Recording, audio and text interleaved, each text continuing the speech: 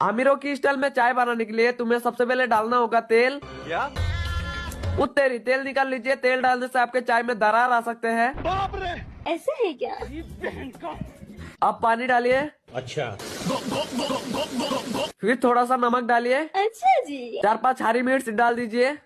घबराइए मत, आमिर लोग हरी मिर्च डालते हैं चाय में। बात तो सही है, ये तो लेटेस्ट न्यूज़ है। थोड़ा सा चाय पत्ती डालिए। अरे दादा रे, ये क्या है? थोड़ा सा हिलाइए।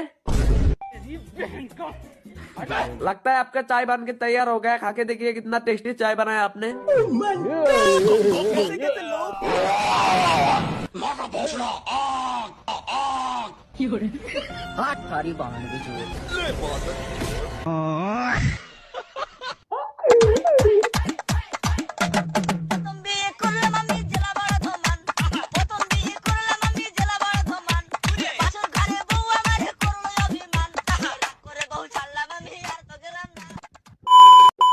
Aceita o vídeo!